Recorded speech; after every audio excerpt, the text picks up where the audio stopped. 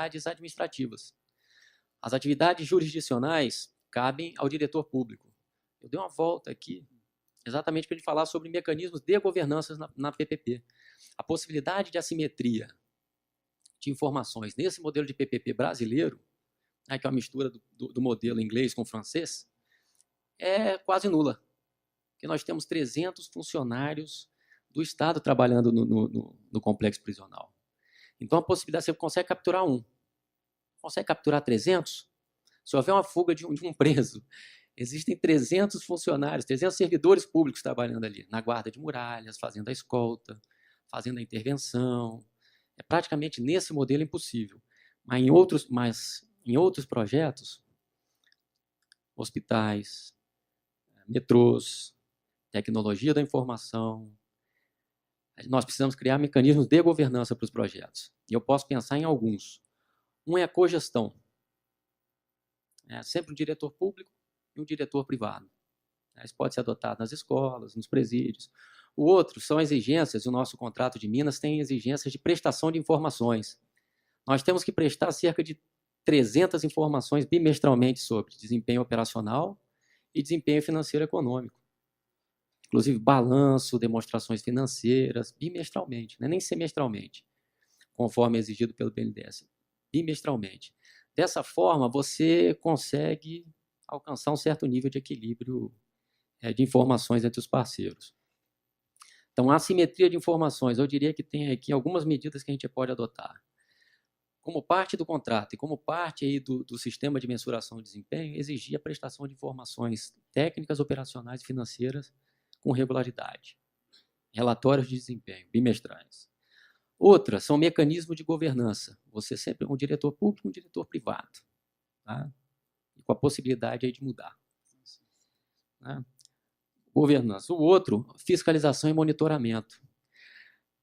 O nosso sistema de mensuração de desempenho, para evitar qualquer tipo de captura, nós temos lá, por exemplo, no contrato de Minas Gerais, a figura do verificador independente, que lá é exercido pela Accenture, que é uma empresa de auditoria. A Accenture nós entregamos um relatório de desempenho bimestralmente e a Accenture audita esse relatório para verificar se as informações são fidedignas. Dessa forma, isso tem um custo. No nosso projeto tem uma receita anual aproximada, quando estiver em operação plena, de 100 milhões. E esse custo do contrato da Accenture, é um contrato de 3 anos, tem um custo de 9 milhões, ou seja, 3% do contrato é o custo desse monitoramento. É bem lógico que esse custo de monitoramento pode ser muito reduzido ao longo do tempo. Talvez para 1% do custo do projeto. Tá? Mas há casos em que alguns projetos são tão difíceis de fiscalizar, a literatura fala de projetos nos quais o custo de monitoramento é de 10%. Muito impressionante, né? Custo apenas para fiscalizar o contrato. Então, esse é um ponto aí, a simetria de informações. Outro é a captura do regulador.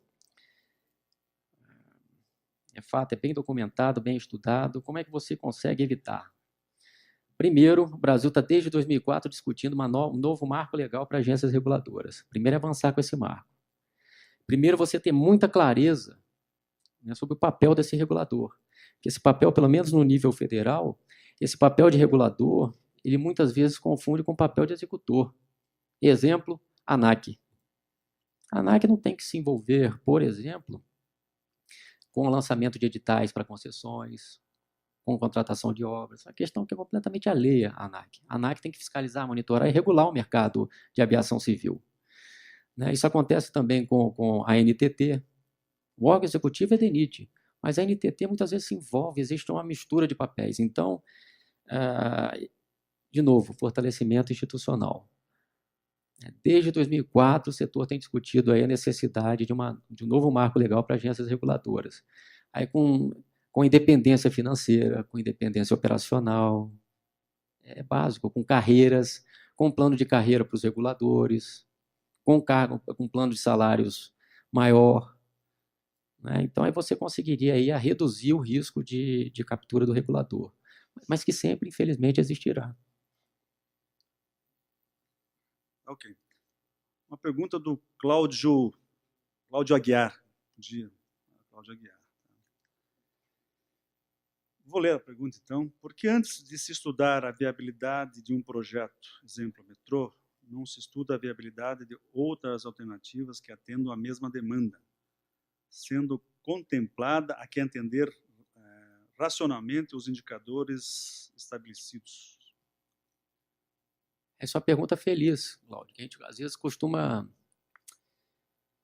confundir o remédio com e aí a gente é o seguinte, a gente está confundindo a forma de implementar, né, com o tipo de solução técnica. São duas decisões, elas não são simultâneas. A primeira decisão é, temos um problema de transporte público em Curitiba e precisamos tomar uma decisão sobre a melhor forma, melhor modal, né?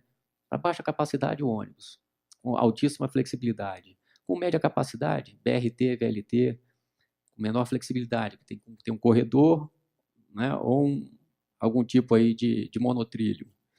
E o metrô, para alta capacidade, com menor flexibilidade. Nós temos que escolher um modal. Uma vez escolhido esse modal, escolhemos, por exemplo, o monotrilho. Nesse momento é que o Estado tem que tomar a decisão. Olha, para implementar esse projeto, eu posso utilizar aqui a Lei 8666 ou a PPP. Mas fundamentalmente são duas decisões completamente diferentes. Uma é uma decisão técnica, que é a decisão qual o melhor modal para atender uma demanda, e a outra é uma decisão gerencial operacional. Qual o melhor modelo institucional ou o melhor modelo de gestão e operação para a implementação desse projeto.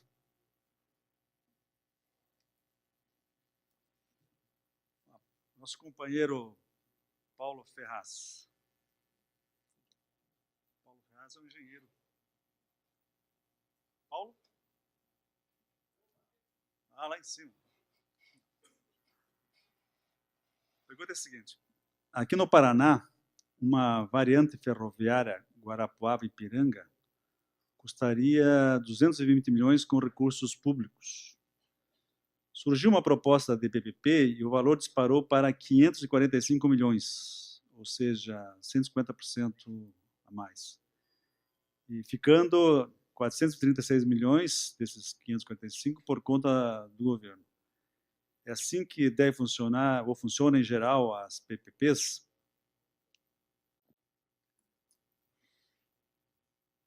Paulo, você me colocou numa fria. Vamos lá, Paulo. A gente tem fundamentalmente o seguinte, eu acredito em 545 milhões, eu acredito nesse orçamento. E não acredito nesse orçamento de 220. Isso é um negócio curioso, né? Quando a gente começou a construir, por exemplo, o governo começou a construir... Isso é bem documentado, fartamente documentado pela literatura também. Quando se começou a construir Maracanã, esse projeto do Maracanã custaria 500 milhões. E custará efetivamente 1,2 bi. Não é isso? É mais fácil para o setor público aprovar nas câmaras legislativas um projeto de 500 milhões do que um projeto de 1,2 bi. E a mesma coisa, na verdade, para a sociedade como um todo. É mais fácil aprovar para a sociedade carioca 500 milhões do que 1,2 bi. Né? O setor público, existe um incentivo no setor público de apresentação de orçamento menor do que o orçamento original. Vou dar um exemplo bom, TAV. Quando começamos a discutir o TAV, vocês devem lembrar, né? O orçamento era 13 milhões, eu lembro claramente, 13 bi. Eu li ali o valor econômico, 13 bilhões, eu morria de dar gargalhada. Eu apostei uma caixa de vinho com o meu ex-sócio, como esse projeto custaria 50 bi antes do final do ano. Ele não aceitou minha aposta, eu perdi a caixa de vinho. Né? Mas o que ocorre é que a orçamentação no setor público ela tende a ser claramente subestimada para que esse ente federativo que pleiteou os recursos consiga iniciar o projeto. Muitas vezes esse recurso não é suficiente para terminar o projeto. Mas uma vez que você começou o projeto, você gera um comprometimento político para terminá-lo. E aí é muito diferente da PPP. Nenhum empresário, em nenhum estado ou nenhum país do mundo vai entrar em um projeto de PPP sem saber efetivamente quanto vai custar esse projeto. E muitas vezes essa incerteza quanto ao orçamento do projeto ele pode ser politicamente conveniente. Né? No caso de uma PPP, para o empresário é proibido. Ele vai realmente aprofundar os estudos para chegar a um orçamento muito próximo da realidade. Agora, existem duas hipóteses para que você colocou aqui. Duas hipóteses básicas. Ou o orçamento de 220 milhões estava errado, ou de 545. Mas esses incentivos são assim, PPP sem orçamento muito preciso, você dificilmente verá. Enquanto no setor público a gente tem a tendência em ver orçamentos aí subestimados. Isso é uma tendência mundial, tá, Paulo? Muito bem documentada. Vamos à próxima. Então, é Luiz Carlos Correia Soares. Soares, companheiro. Ele faz a pergunta. Eu já consegui decifrar aqui, o Soares. Ele faz uma pergunta escalonada em 3 camadas, devidamente compactadas. Primeira, os pressupostos das PPPs existem? 2, o setor público planeja, o setor público controla e o setor público tem seriedade? É isto? Terceira camada. O setor privado busca o bem da sociedade ou somente o lucro fácil? Essa é uma pergunta complexa, hein? É só pergunta de ordem comportamental, né? Está sendo gravado? Olha, vamos lá.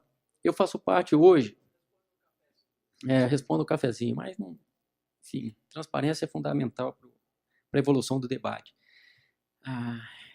Eu fiz parte da academia por 8 anos. Trabalhei numa unidade PPP, um tempinho, né, fora do Brasil. Depois fui consultor. Como consultor, eu trabalhei para governos e trabalhei para iniciativa privada, montando propostas, fazendo plano de negócios. Hoje eu trabalho para uma dessas empresas. Nós estudamos presídios, hospitais, escolas. Eu digo para você, muitas vezes, sim, o privado está muito preocupado com o bem-estar social, o bem-estar público. E se não estiver preocupado, fundamentalmente, se o meu presídio não ressocializar, se a minha escola não for bem mantida, se o hospital, o leito não estiver disponível, esse modelo, esse formato, ele tem vida política curta, né? O que a gente tem hoje de retorno do Hospital do Subúrbio, que foi modelado aí por uma agência multilateral, é que hoje é o melhor hospital de Salvador e que a demanda extrapolou, eles já estão aditando o contrato para aumentar a capacidade, porque realmente o hospital transformou-se em um hospital de referência.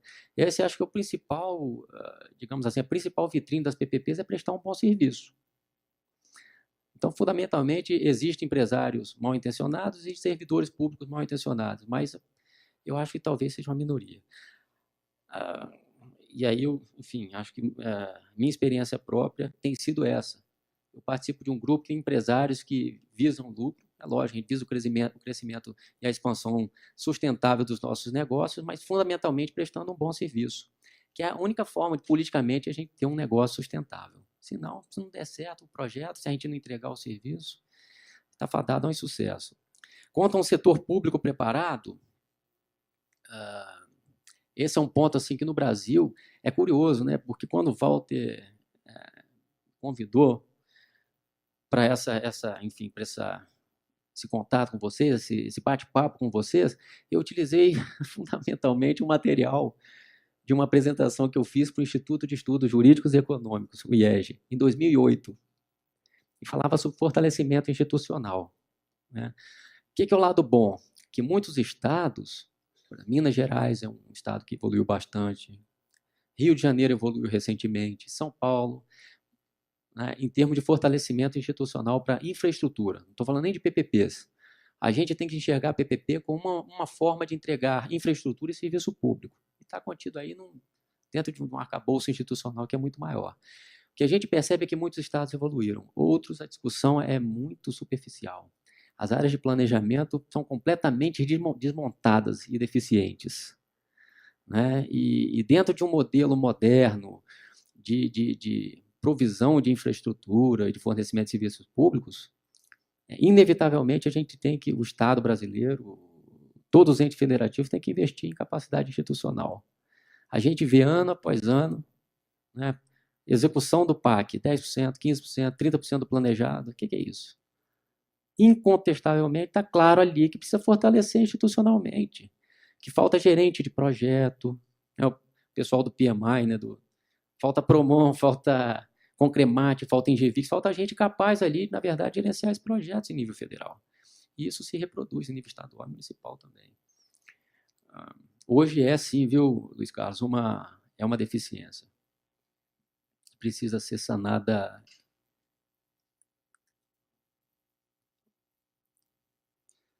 Ok. Mas agora o companheiro Paulo Nascimento fez uma pergunta bastante sucinta. Vamos ver se o nosso palestrante vai conseguir interpretá-la. Senão eu pediria a ele que complementasse. Locação de ativo é uma forma de PPP? Vamos lá. Engenheiro Paulo Nascimento? Ô, Paulo, sim. Segundo a legislação brasileira, não. Não seria. Né? A legislação brasileira, PPP é a concessão na modalidade administrativa, que é aquela PPP para escolas, e a patrocinada, que é o caso lá da rodovia de baixo tráfego. Né? Mas a locação de ativos, o que acontece na locação de ativos? Nós temos uma, no município de Praia Grande, que é de uma estação de tratamento de água. Por exemplo, a Sabesp utiliza bastante. O parceiro privado, ele implanta a infraestrutura, ele financia, ele faz o projeto e depois ele loca a renda para o setor público por 20 anos. É uma forma de associação público-privada, regida por um contrato. Ele só apenas a diferença, ele não opera e mantém.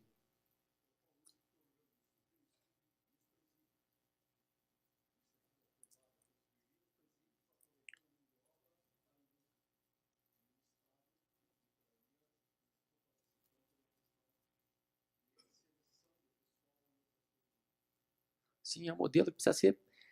Ele é um modelo bastante utilizado na área de saneamento e que pode ser testado em outros modelos. No setor prisional, por exemplo, talvez, hipótese, precisa ser testado. Existe uma vantagem em delegar para a iniciativa privada a movimentação interna dos presos, todo o monitoramento interno, porque há muitos desvios de conduta, tanto na alternativa tradicional quanto na alternativa privada, né, uma PPP. O problema é que muitas vezes, se um agente penitenciário, numa prisão, num presídio público, ele comete um desvio de conduta, ele muitas vezes não pode ser afastado. Senão o diretor do presídio perde um funcionário, 2, 3. E isso exigiria um concurso público, 1 ano sem esse funcionário. No caso da PPP, essa é uma vantagem desse modelo. A gente tem enorme agilidade. Imediatamente demite por justa causa, a gente já tem uma lista ali de profissionais ali pré-selecionados e rapidamente recurso humano soluciona o problema. Mas em outros setores eu concordo. Educação, saúde tem que ser testado. Não é? As prefeituras, alocação de ativos, pode ser que na área de acomodação funcione muito bem.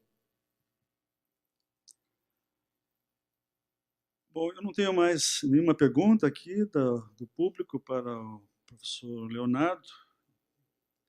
E tenho uma que é feita para mim, que eu vou ler, vou já responder, e daí já vou concluindo, né, essa fase, essa palestra, com essa abordagem do tema a PPP como alternativa para a implantação do metrô em Curitiba.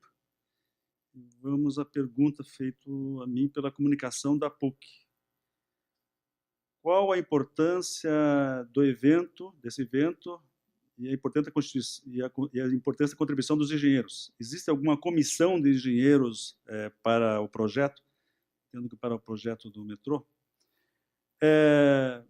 Eu acho que a pergunta pode ser respondida da seguinte maneira. As entidades que estão promovendo esse encontro, que é o Instituto de Engenharia do Paraná, o Sindicato dos Engenheiros, o CREA, todos eles, em momentos diferentes, têm feito debates, né, sobre esse tema, né, abertos ao público, claro, com chamamento mais específico à categoria dos engenheiros, dos arquitetos. Essa é a primeira vez que nós fazemos algo em conjunto. Nós não temos uma comissão formalmente instituída, mas certamente nós vamos continuar a debater e participar desse debate com a Prefeitura de Curitiba, né, no sentido de contribuir, né, de ampliar e de dar maior consciência sobre a temática e da complexidade, né, para que se opine, né, pelo menos nós técnicos opinamos com mais consistência e com maior conhecimento, porque sempre nós chamamos, como instituição, né, nós seremos representativa da engenharia, nós seremos chamados a opinar, e para nós opinarmos com consistência, nada como chamar especialistas, né, que sabem, conhecem o assunto pela experiência profissional, pelo conhecimento acadêmico. Não é organizada, não é formalmente, não é um contrato estabelecido entre nós, mas nós, digamos aí, os meios de comunicação de todos os setores representativos de instituições podem conversar com a gente, que nós teremos profissionais que estarão prontos a debater o assunto. Se nós não pudermos debater, saberemos onde escolher, assim como escolhemos o professor Leonardo Grillo, né, e os palestrantes da manhã, o Vinícius e o Hugo Rocha, para debater temas de outra natureza, mas que aqueles que nós consideramos, e nós fizemos escolha aqui sobre aqueles, obviamente, que nós entendemos que existiam as maiores lacunas, né, nos estudos elaborados até aqui pela Prefeitura Municipal de Curitiba. Então, nós não debatemos aqueles que nós consideramos já bastante avançados, mas aqueles sobre os quais permaneciam as maiores dúvidas.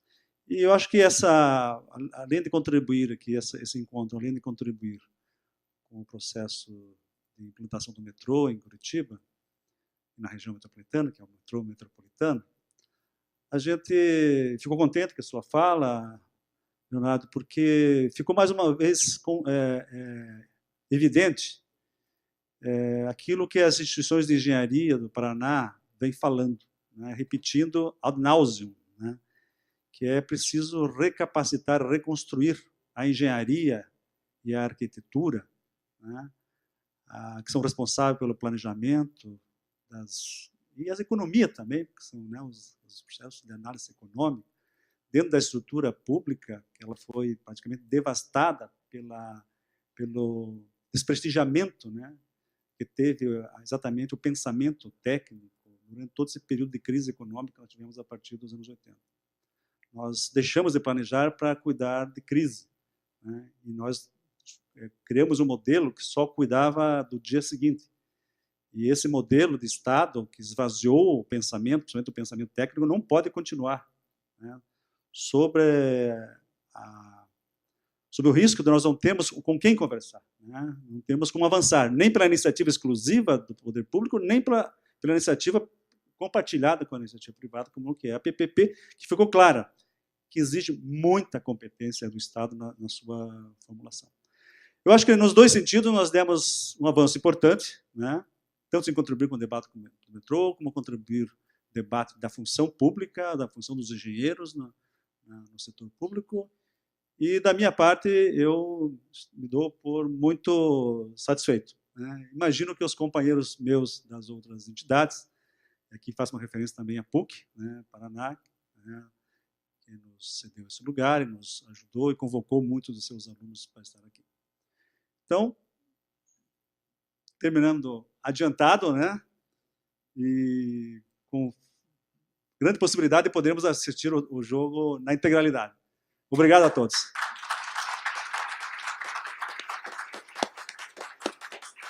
Agradecemos ao engenheiro civil Walter pela condução do debate e pelo professor Leonardo pela sua palestra. Agradecemos também a presença de todos, desejamos uma boa tarde, um ótimo retorno e até o próximo encontro.